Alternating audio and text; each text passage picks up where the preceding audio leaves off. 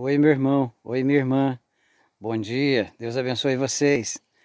Estamos aqui para falar para vocês hoje a respeito de morte. É, da forma que o ser humano vê a morte e da forma que o nosso Deus vê a morte. Porque o que nós chamamos de morte não é o que o nosso Deus chama de morte. Então, porque o que nós chamamos de morte, ele chama de sono, como eu já falei em assuntos anteriores. E ele também tem o que ele chama de morte. E eu vou abordar o que ele chama de morte. Lá no livro de Isaías diz que a alma que pecar, essa morrerá. Por que será que não fala a carne que pecar, mas fala da alma que pecar? E eu vou dizer por quê, meu irmão, minha irmã. Ninguém está isento de pecar. Se fosse falar da carne que pecar, todos nós estaríamos perdidos, digamos assim. Mas por que então ele fala da alma que pecar?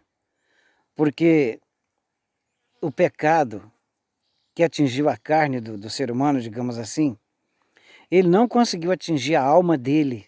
Esse ser humano não adquiriu prazer no pecado, mas vive em luta constante contra esse pecado.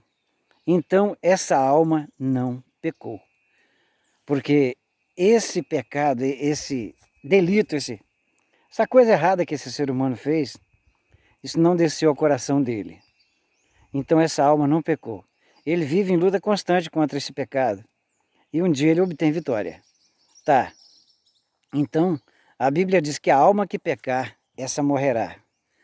Mas também, a Bíblia fala, Jesus falando de Lázaro, como eu já falei também em assuntos anteriores aqui, que o nosso amigo Lázaro dorme, mas já vou despertá-lo.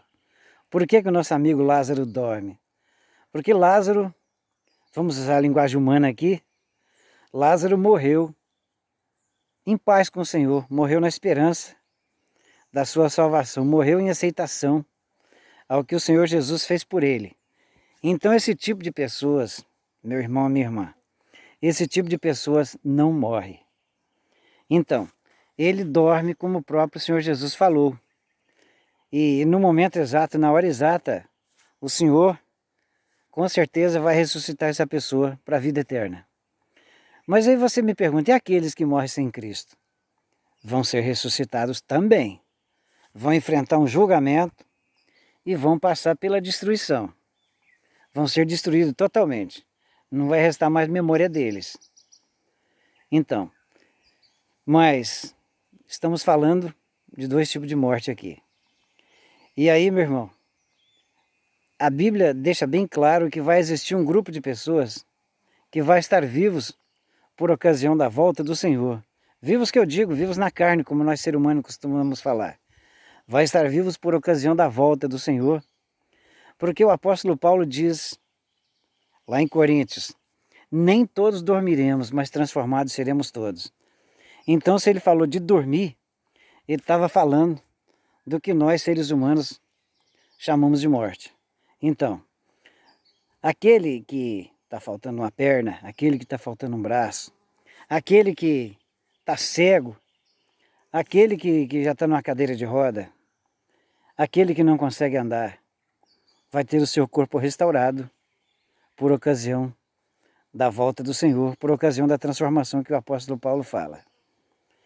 E aquele que está vivo, por essa ocasião, ele vai morrer, que não vai aguentar o resplendor da glória do Senhor, para ressuscitar 1000 anos depois para o julgamento, né? E aí tem aquela questão também que a gente não falou, sobre aquelas pessoas que, antes do momento da volta do Senhor, morreram na fé do Senhor Jesus Cristo. O mesmo apóstolo Paulo fala que nós de maneira nenhuma precederemos aos que dormem. Mais uma vez é usada a palavra dormir, com relação aos que morreram, segundo a nossa linguagem. Mas então, esses que morreram em Cristo irão ressuscitar e vão se juntar com esses transformados vivos e irão encontrar com o Senhor nos ares. Bom, meu irmão, minha irmã, essa é a nossa esperança que nós temos no Evangelho. Esse é o Evangelho que eu creio nele. Evangelho que nos dá força para vencer as tentações aqui, vencer os problemas aqui, ser curado de doença aqui e nos garante a ressurreição em Cristo Jesus. Então, mas tem aquele detalhe também. Se é preferível uma pessoa morrer com câncer do que perder a sua salvação. Então, se o Senhor permite que uma determinada doença chegue no filho dele e não o cura, como já vi muita gente dessa forma, inclusive a minha saudosa sogra, a senhora Dona Ilma, que era uma pessoa que tinha um coração de ouro, pessoa maravilhosa, e foi vítima de um câncer e não foi curada. Ela partiu. Mas então, ela partiu no Senhor, na esperança da ressurreição dos justos. Então, meu irmão, minha irmã, mais uma vez eu faço o apelo para vocês. Se vocês ainda não aceitaram o Senhor Jesus Cristo como seu único salvador pessoal, não aceitaram aí do sangue dele como único preço, como a única passagem que pode te levar até o céu, faça isso hoje mesmo, porque talvez você não vai ter um amanhã. Pode acontecer de você não ter um amanhã, não vai ter um daqui a pouco. Então, você que me ouve nesse momento, você que me vê nesse momento falando da palavra de Deus aqui, aceita Jesus na sua vida imediatamente.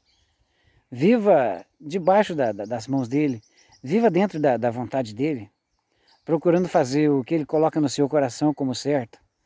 Busque ele todas as manhãs, todas as noites. Busque a vontade dele na sua vida. Leia a Bíblia, que é a palavra dele. E Deus te abençoe, meu irmão, minha irmã. E até um próximo assunto, se Deus quiser.